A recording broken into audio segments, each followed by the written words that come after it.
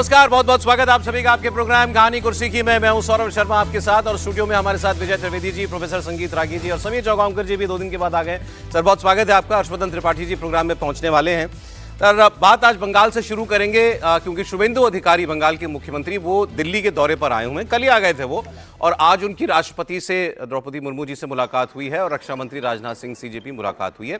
ये दौरा उनका क्यों इंपॉर्टेंट है इसकी बात 2 मिनट में भी हम आपको बताते हैं। पहले आप तस्वीरें देख लीजिए। थोड़ी देर में फिर वो उपराष्ट्रपति सीपी राधाकृष्णन जी उनसे मुलाकात करने वाले हैं, और फिर शाम को उनकी प्रधानमंत्री नरेंद्र मोदी से मुलाकात होगी। वो कल रात को ही दिल्ली आ गए थे, और उसके बाद वो फिर सीधे गृहमंत्री अमित शाह से मिलने के लिए उनके आवास पर पहुंचे थे। मुख्यमंत्री बनने के बाद पहला दौरा हो रहा है दिल्ली का, तो ये इस मायने में एक ये बहुत महत्वपूर्ण डेवलपमेंट है। अब वो दिल्ली आए हैं, क्या चर्चाएं होंगी, ये उनके दिल्ली उतरने की जब पहुंचे थे उस वक्त की तस्वीर है जो आप देख रहे हैं। और अब शासन जिस तरीके से वो उन्होंने चलाया है, जो भी वो ताबड़तोड़ फैसले ले रहे हैं, उसकी चर्चा तो बहुत ज़्यादा हो ही रही है। दूसरा एक बड़ा एस्पेक्ट अब आएगा, शुभेंदु सरकार का जो बजट है वो कैसे चलेगा, और उसमें उनको दिल्ली की सहायता की बहुत ज़रूरत पड़ेगी। और क्योंकि उनका जो वो सबसे उनके इकोनॉमिक एजेंडा में एक बड़ा एक वेलफेयर स्कीम थी उनकी, महिलाओं को 3-3 हज़ार रुपये देना, वो उन्होंने शुरू करने का ऐलान कर दिया है, और उसका भी उस भारी दबाव उनके बजट के ऊपर पड़ने वाला है। ज़रूर उनको दिल्ली के समर्थन की ज़रूरत पड़ेगी। और फिर एक पॉलिटिकल विक्ट्री है, बहुत बड़ी जीत है, उसका एक पॉलिटिकल मैसेज जाता है जब वो दिल्ली आते हैं, सबसे मुलाकात होती है, उसकी बात भी हम लोग करेंगे। आज एक बड़ा इंटरेस्टिंग डेटा मेरे पास है, वो भी मैं आपको अभी दूंगा। ममता बनर्जी की हार हुई, जो उसमें निकल करके उनके अपने कॉन्स्टिट्यूएंसी में उनके वार्ड जो हैं, जहां उनका घर है, उसके आसपास के जो वार्ड्स हैं, वो डेटा बताता है कि ये जीत भारतीय जनता पार्टी की कितनी बड़ी है। और इसका एक लार्जर डायमेंशन ये है कि बंगाल जीतने के लिए जितनी जद्दोजहद भारतीय जनता पार्टी को करनी पड़ी थी, उतनी ही मशक्कत वो करेगी बंगाल को बरकरार रखने के लिए अपने पास। एक प्रदीप जी शाम के प्रोग्राम में हमको मिलते हैं, सीनियर जर्नलिस्ट हैं, उनका तो एक कमेंट ये था कि आप देखेंगे आने वाले वक्त में, इसको शुरुआत से दे दीजिए, आने वाले वक्त में ये बंगाल जो है, बीजेपी इसको गुजरात बनाने का प्रयास करेगी। मतलब इतना डोमिनेशन, पॉलिटिकल डोमिनेशन वो चाहेगी। बहुत संभावना है, बहुत संभावना लगती है, बहुत संभावना लगती है। और फिर ये 2 एंड हो जाएंगे, पूरब और पश्चिम का। और इसको मतलब समझिए, वैसे भी कल बंगाल का जो मूड है उस हिसाब से भी देख लीजिए कि 15-20 साल तो सरकार चलाना ही चाहिए। वहां तो एक तो यहाँ ट्रेंड रहा है, कि भाई 30 साल कांग्रेस रह गई, 30 साल 34 साल लेफ्ट रह गया, 15 साल ममता जी रह गई, और अभी ये 5 साल तो सरकार को अपने जो व्यवस्था है उसके नटबोल्ट ठीक करने के लिए चाहिए।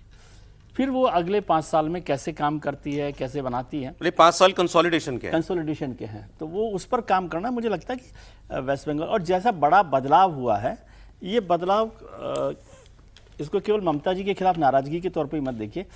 कल्चरल या जो भारतीय जनता पार्टी का जो एजेंडा है उसके लिए भी वोट है, तो उस हिसाब से मुझे लगता है कि ये लंबे समय तक चल सकती है, बहुत कोई गड़बड़ ना हो तो। अब ये क्यों ऐसा मुमकिन है, वो इस हार में उसके जो हैं आपको प्रमाण जो हैं वो दिखाई देंगे। जहां पर ममता बनर्जी रहती हैं, कालीघाट में जहां उनका घर है भवानीपुर में, उस एरिया में 63% वोट शुभेंदु अधिकारी को मिले थे, और 30% वोट ममता बनर्जी को मिला है। कई कॉन्स्टिट्यूएंट्स, कई बूथ ऐसे हैं जहां पर ममता बनर्जी को 50 वोट से भी ज्यादा नहीं मिल पाए। ये बड़ी टेलिंग स्टोरी है अपने आप के अंदर कि जब पतन होता है ना किसी नेता का या पार्टी का, पराभव जब होता है, तो फिर वो इतना, उसकी स्लाइड का एंगल इतना गहरा होता है कि उसका अंदाजा हमें पहले नहीं लग पा रहा होता है। तो वो इसमें आपको जो है वो दिखाई दे रहा होगा। बूथ वाइज डेटा जो है भवानीपुर का, वो ये बताता है कि 267 वार्ड बूथ में से 207 वार्ड में जीत हुई है शुभेंदु अधिकारी की। 267 में 207 वार्ड शुभेंदु अधिकारी जीते। ममता बनर्जी का घर जहां पर है कालीघाट का, वार्ड नंबर 273, वो बूथ भी जो है ममता बनर्जी हार गई हैं। यहाँ पर 8,000 वोट से वो वहाँ पर उनको मिले हैं 8,932 वोट मिले हैं शुभेंदु अधिकारी को उस वार्ड में, और ममता जी को मिले हैं 4,284 वोट अपने वार्ड में। 4,000 से ममता कम, जी के घर में 4,000 का वो हो गया, 4,000 का लगभग दुगना। और ये जहाँ घर है उसका, भाई जहाँ चीफ मिनिस्टर रहता है वहां तो सब कुछ होता है, वहां के लोग तो शिकायत ही नहीं करते किसी चीज की कभी। यहाँ उल्टा हुआ कि जब बदलाव का तय कर लेती है जनता, तो फिर आपकी कोई मैथमेटिक्स, एपोलॉजी, केमिस्ट्री काम नहीं करती। बदलाव तय कर ले तो फिर सब चीजें पूर्णतः। त्रिपाठी जी भी आ गए हैं, बहुत स्वागत है त्रिपाठी जी आपका भी। अच्छा, अब ये देखिए कि अब कई वार्ड्स के मैं नाम लेके आपको बताता हूं। हर हर बूथ का, भवानीपुर के हर बूथ में 400 से 700 वोट थे। बूथ नंबर 14 में ममता बनर्जी को 43 वोट मिले हैं, 16 में 42, 20 में 41 vote, booth number 24 45 vote, booth number 77 40 vote, booth number 89 41 vote, booth number 149 44 vote वहां मिले हैं, 158 नंबर बूथ पर उनको 46 वोट मिले हैं। जहां मिनिमम 400 वोट है, मिनिमम 400 वोट जिस एक बूथ पर होता है, वहां वो 50 का आंकड़ा पार करती हुई दिखाई नहीं दे रही हैं। ये हालत हो गई थी उनके अपने घर में। उनकी कॉन्स्टिट्यूएंसी तो फिर भी बड़ी है, ये उनके घर का डिटेल जो है वो आपको दिखाई दे रहा है प्रोफेसर साहब। ये बताता है कि बंगाल के अंदर तूफान चल रहा था, आंधी चल रही थी और सब हम लोग इसको देख नहीं पा रहे थे। हम लोग सब कह रहे थे कि 100, मैं भी आंकड़ा मान रहा था कि 160-70 सीटें भारतीय जनता पार्टी जीती। हमारे बगल में समीर जी कह रहे थे कि 170-75 से कम सीटें भारतीय जनता पार्टी नहीं जीतेगी, 200 तक भी जाएगी। लेकिन वाकई लोग जब बंगाल से आते थे और कुछ लोग बैठे हुए हमारे साथ कहते थे कि बंगाल मुश्किल है, आप चाहे जो कह लीजिए। कहानी कुर्सी में भी है, सबका अपना अपना आकलन था।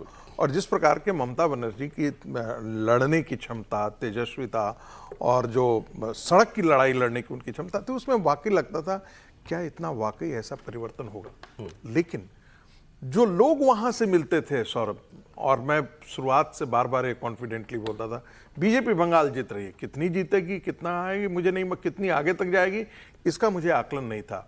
लेकिन ये जो पैटर्न आप दिखा रहे हैं ये अपने आप में बहुत चौंकाने वाला है। इसका मतलब जिसे कहते हैं ना, एक गांव देहात में कहावत होती है, लोग पहले से भरे पड़े थे, समझे कि नहीं? बिल्कुल। जब कहते हैं ना बाबरी मस्जिद टूटा था तो अशोक सिंघल जी से पूछा गया था कि ये क्या है, तो उन्होंने कहा this is the pent up feeling of the Hindus. माने बहुत दिनों से घनीभूत जो अंदर से भरा हुआ था ना, वो एकाएक विस्फोट कर गया। वो ये चुनाव में देखिए, ये इस चुनाव में विस्फोट किया है। जो हिंदुओं ने और बंगाल की वोटरों ने, हिंदू खास ममता से भुने हुए पड़े हुए थे। और जैसे ही ये मौका लगा कि अब ये फेयर है, अब हम पर कोई मारपीट करने वाला नहीं है, अब हमको कोई आकर के गले पर दबा करके हमको वोट देने से रोक नहीं पाएगा, जैसे ही ये सुनिश्चित हुआ, ममता का उन्होंने राजनीतिक यात्रा खत्म। अब लेकिन ममता जी, जैसा आपने भी कहा, लड़ना है वो जानती हैं और वहीं से उन्होंने वो प्रोटेस्ट वगैरह, धरना प्रदर्शन वगैरह सब शुरू कर दिया है। बहुत लोग भविष्यवाणी करने की टीएमसी टूट जाएगी, वहां अब कांग्रेस पार्टी या लेफ्ट जो है वो दोबारा खड़ी होंगी। क्या बीजेपी को पश्चिम बंगाल को अपने जोन ऑफ इन्फ्लुएंस में रखे रहना ये इतना आसान काम होगा? आप मानते हैं कि बंगाल अब लंबे वक्त तक भगवा रहेगा? समीर जी।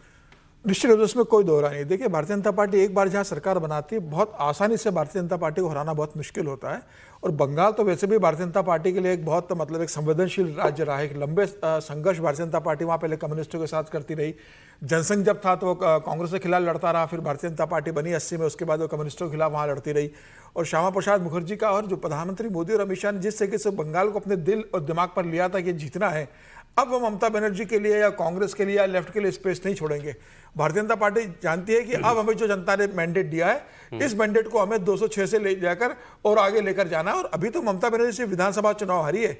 ममता बनर्जी के सामने सबसे बड़ी चुनौती 2 साल बाद लोकसभा का चुनाव है। आज ममता बनर्जी के 29 सांसद है लोकसभा के अंदर। भारतीय जनता पार्टी जानते हैं कि 42 लोकसभा सीटें आती है। जो विधानसभा चुनाव में प्रदर्शन भारतीय जनता पार्टी ने किया है, उससे बेहतर प्रदर्शन भारतीय जनता पार्टी लोकसभा चुनाव में करेगी। और उसी को नजर रखते हुए भारतीय जनता पार्टी 18 थे, उसके बाद 12 हो गए। ममता बनर्जी 29 है।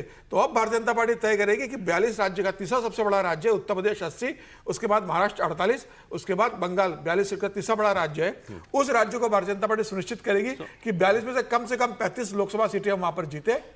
आप कह रहे हैं कि मैं इसको इस तरीके से कह दूं कि बीजेपी सुनिश्चित करेगी कि बंगाल को बीजेपी की आदत लग जाए? बिल्कुल, ये करेगी और उसी तरीके से काम करवा जाएगा। अमित शाह पूरा वॉच रखेंगे, पीएम लगातार दौरा करेंगे और बंगाल को भारतीय जनता पार्टी का एक मजबूत गढ़ में भारतीय जनता पार्टी कन्वर्ट करेगी। बंगाल हिंदुत्व की दूसरी बड़ी प्रयोगशाला बनने जा रही है, ये आप गौर से सुनिए। पहली कौन सी है सर? गुजरात। कई लोग एमपी कहते हैं। नहीं, जो भी हो, एमपी में बहुत पहले से कार्य था। गुजरात में जिस प्रकार से खड़ा किया गया, कि जो इनविंसिबल पोजीशन हो गया वो बनेगा बंगाल। आने वाले दिनों में बंगाल वैसा त्रिपाठी जी, मैं एक फाल्टा वाली सीट पर कल जहां उपचुनाव हुआ उसका डेटा मैं आपको बता दूं। कल रिपोलिंग हुई थी वहां पर और करीब 2% वोटिंग बढ़ गई है। यह ठीक उल्टा हुआ है। गलत तो नहीं कह रहा हम सर? रिपोलिंग में वोट कम होता है, लोगों का उत्साह कम हो जाता है किसी वजह से। बाईपोल में हमेशा वोटिंग परसेंटेज कम होता है। चुनाव आयोग के मुताबिक यहां पर 88.13% वोट हुआ है। 29 अप्रैल को यहां पर 86.71% मतदान हुआ था। मतलब वही जो कह रहे हैं ना, भरे बैठे थे। उस वक्त लोगों ने शिकायत की कि यहां पर हमें मारा पीटा गया है, बेईमानी करने की कोशिश हुई है, तो उपचुनाव में और ज्यादा लोग निकल के आए। तो वो फीलिंग अंदर से भरी हुई है लोगों के अंदर। टीएमसी का जो उम्मीदवार था जहांगीर खान, उसने फाल्टा से अपना नाम पहले ही वापस ले लिया था। वो कल कहीं नजर भी नहीं आया, उसके दफ्तर पर ताला लगा हुआ था। उसकी पत्नी जरूर वोट डालने के लिए आई थी, लेकिन चेहरा वहरा सब छुपा करके ये है। खैर, ये प्राइवेट सिटीजन हो गई है तो उनसे कोई शिकायत नहीं किसी की होनी चाहिए। ये लेकिन सीट डायमंड हार्बर लोकसभा क्षेत्र के अंदर आती है। अभिषेक बनर्जी यहां से 11 लाख से ज्यादा वोटों से जीते थे। 2021 में विधानसभा चुनाव में डायमंड हार्बर की सभी 7 सीटें तृणमूल कांग्रेस जीती थी। एक और खबर पर मेरी त्रिपाठी जी नजर पड़ी। अब इसमें इस खबर में खबर क्या है वो मैं आपको बताऊंगा। खबर की हेडलाइन है ये फाल्टा को लेकर के, Falta votes peacefully after years of post pole violence and intimidation. खबर सुन के आप कहेंगे क्या मतलब, ठीक है, आज अब तो सब यही लिख रहे हैं कि फाल्टा ने सालों के बाद पोस्ट पोल वायलेंस और डर भय के बिना मुक्त होकर के मतदान किया। उसमें अंदर बड़ी डिटेल है, वो लोगों की केस स्टडीज निकाल करके कि पिछले इलेक्शन में एक परिवार का एक व्यक्ति 4 महीने तक अपने घर नहीं आ पाया, उसकी दुकान लूट ली गई, टीएमसी वालों ने उसकी दुकान लूट ली। ऐसे कई सारे उदाहरण दिए गए कि ये होता था इस सीट के ऊपर। खबर मैंने पढ़ी, मुझे भी कोई आश्चर्य नहीं हुआ क्योंकि ये तो हम पूरे इलेक्शन में सुनते आए थे। खबर जिसने छापी मुझे उस पर है, खबर वही है। खबर किसने छापी? खबर छापी टेलीग्राफ अखबार ने। टेलीग्राफ के लिए मैं बता दूं, ये हुआ है। टेलीग्राफ ने पूरी तरीके से पलटा मारा है। पलटा मारा जानते हैं बताएंगे ना? तो फाल्टा में पलटा। देखिए मतलब फाल्टा में तो जो कुछ हुआ वो ये बताता है कि ये जो गुंडा बदमाश प्रजाति होती है ना, इनसे कमज़ोर, इनसे डरपोक, इनसे भगेड़ू कोई होता नहीं। जो कल तक कह रहा था कि मैं पाँव पाँव चलूँ तो सीआरपीएफ हवा में उड़ जाएगा, उसके पाँव ही नहीं नज़र आ रहे हैं, ना हाथ नज़र आ रहे हैं, ना पाँव नज़र आ रहे हैं। वो जहांगीर गायब है। जो अभी ममता जी की कॉन्स्टिट्यूंसी पर हम लोग बात कर रहे थे, अब घर से ज़्यादा कौन अच्छे से समझता है किसी को?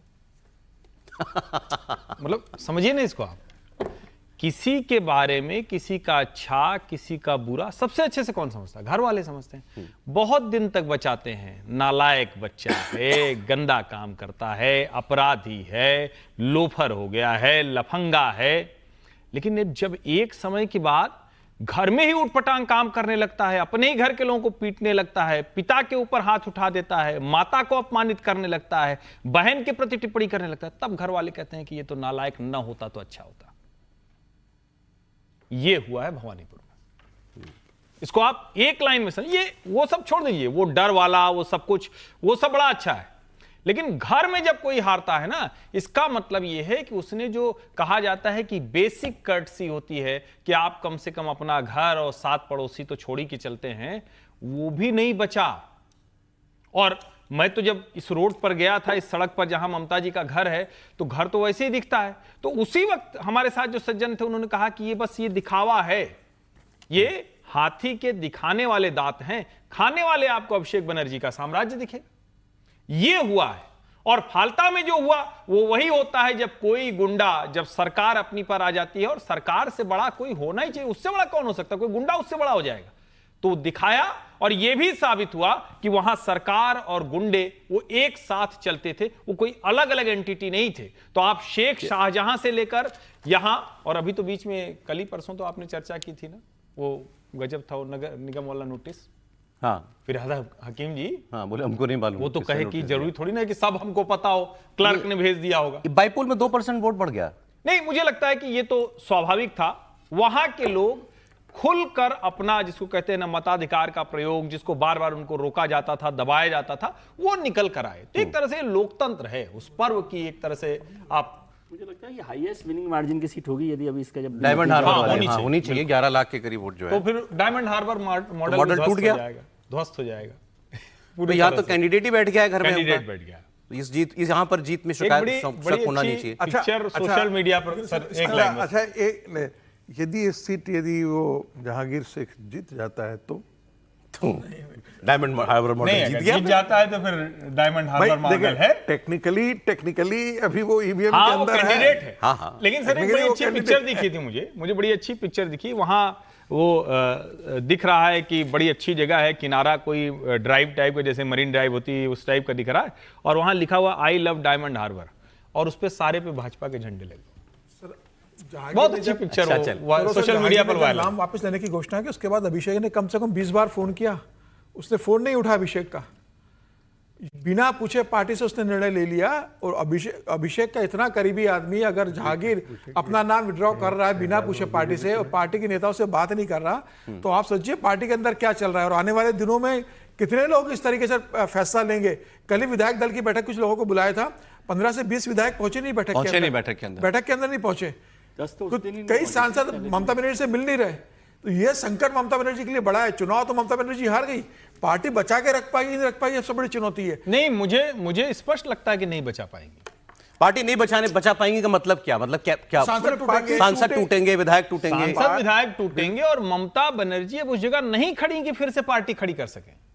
आप इसको और अच्छे से समझना चाहते हैं तो आप केसीआर का उदाहरण लीजिए, शरद पवार का उदाहरण लीजिए, तो आपको और अच्छे से समझ में आ जाएगी। ये भी अपने जमाने के दिग्गज नेता थे, लेकिन आपका पीक हो चुका। अब ममता बनर्जी का पीक, ममता का पीक 2021 था। मैं बार बार इसको कहता रहा हूं, ये परिणाम जो भी होते, लेकिन ये 2021 पीक था, वहां से वो ढलान पे आई। आप 24 के नंबर को एबरेशन मानिए, ठीक है, वो कोई मतलब उसको आप इस दिशा मत देखिए, उसको चार्ट के तौर पर मत देखिए, वो एक एबरेशन है जो हर चार्ट में होता है 24 का। लेकिन आपने पूरी बात नहीं बताई कि जहांगीर ने अभिषेक का फोन नहीं उठाया, शुभेंदु जी का उठाया कि नहीं उठाया?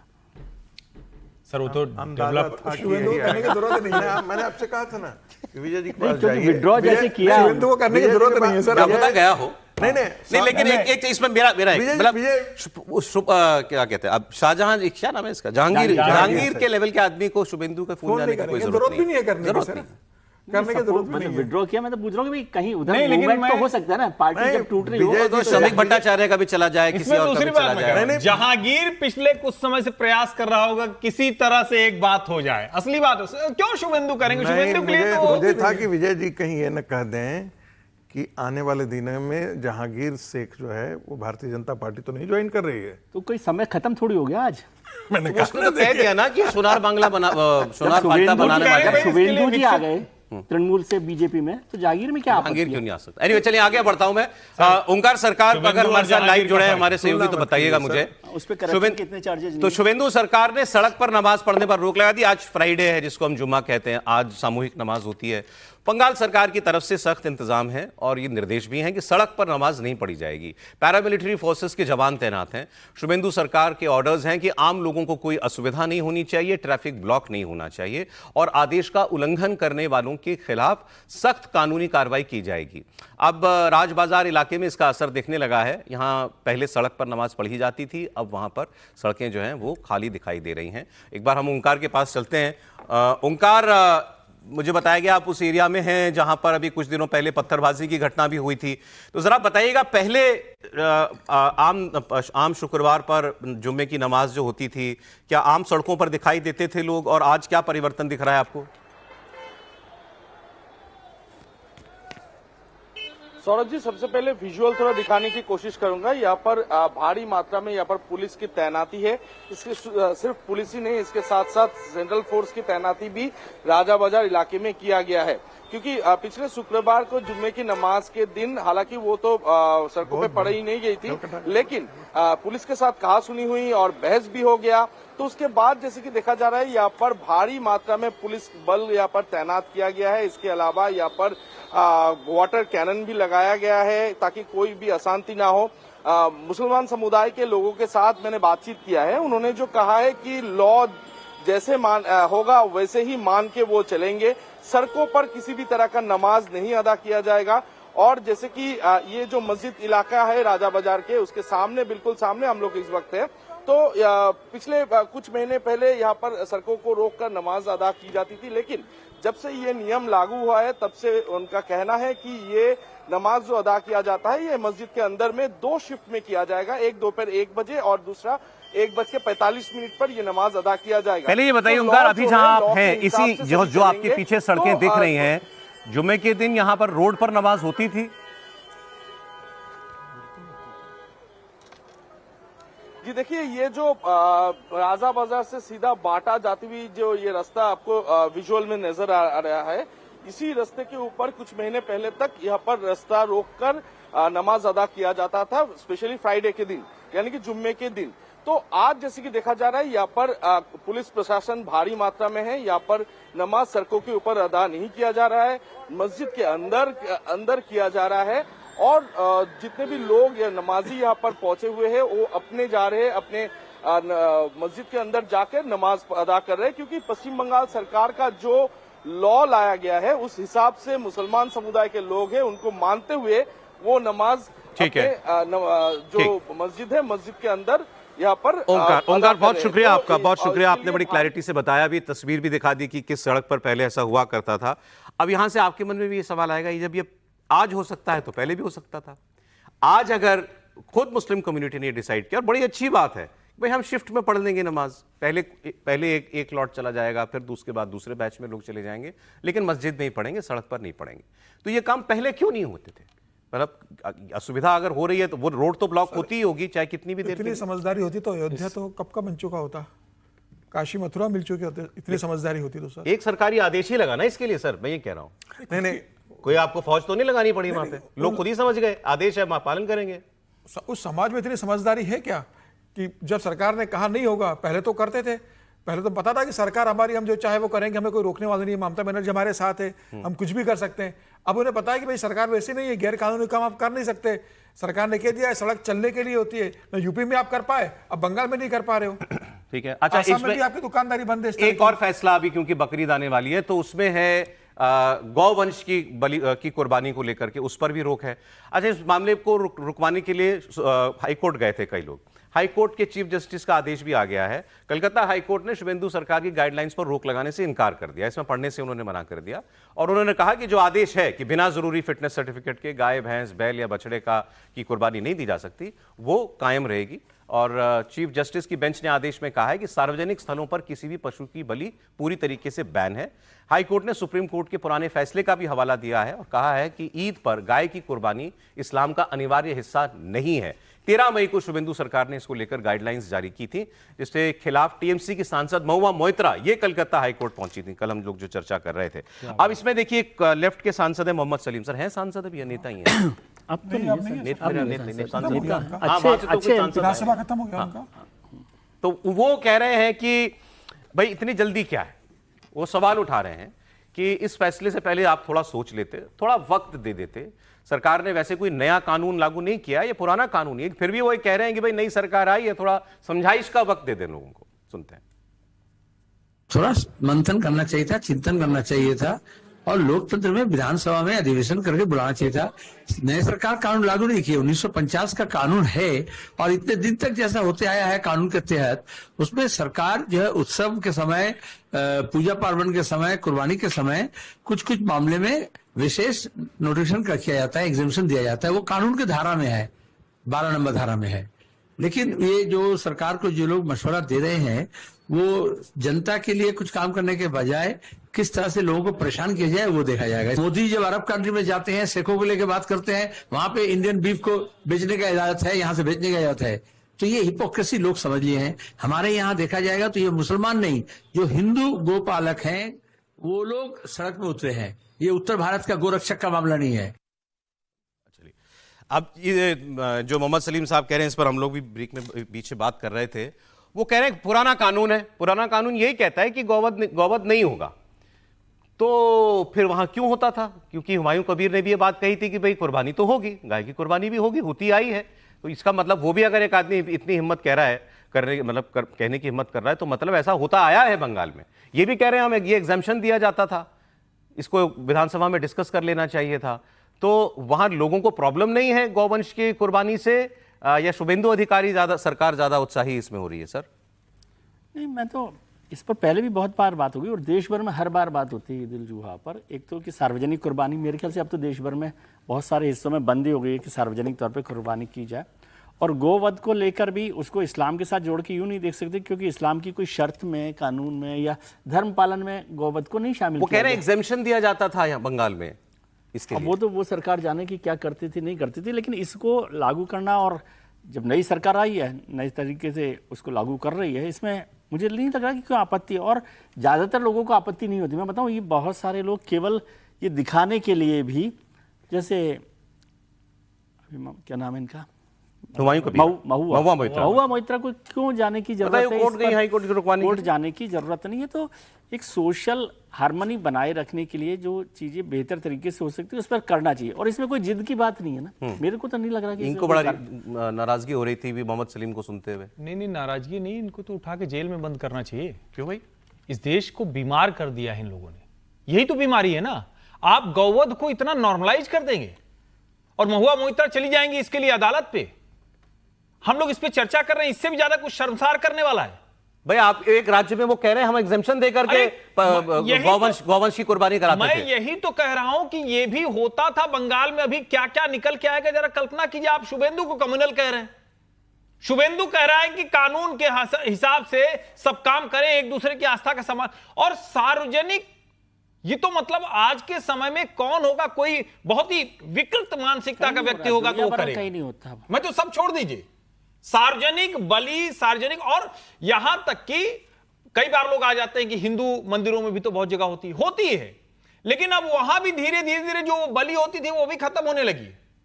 और गाय की बलि, ये तो शर्मसार करने वाला है कि देश के एक राज्य में इसको एग्जेम्प्ट किया जाता था, उसके लिए अलग से कोई कानून बना दिया था, या कुछ भी जो भी करते नहीं, आप कम पे रुक रहे हैं। अब वहां से ऐसे आर्टिकल छप रहे हैं जिनमें बताया जा रहा है भाई हिंदू किसान बड़े परेशान हो गए हैं। वो जाते हैं मेलों में, अपने पशु मेलों में जाते हैं, कोई खरीदार नहीं मिल रहा है लेने के लिए, क्योंकि वो कुर्बानी के लिए या कटने के लिए लोग ले जाते थे। देखिए, ये भी बड़ा अच्छा है, आपने बहुत अच्छी बात कही। जहां जहां भाजपा सरकार आती है वहां कहते हैं कि ये दिक्कत हो गई। तो एक तो ये कि आप गाय पाल रहे हैं तो जब तक दूध मिलेगा, जब तक आप उससे कमाएंगे तभी तक नहीं, उसके इतर भी उसकी सेवा करने का साहस रखिए, पहली बात। दूसरा, गाय की हत्या करेंगे, भारत में गाय की हत्या होगी। हिंदू जिसको गौ माता मानता है, कृषि का जो आधार, उसको आप इस तरह से करेंगे।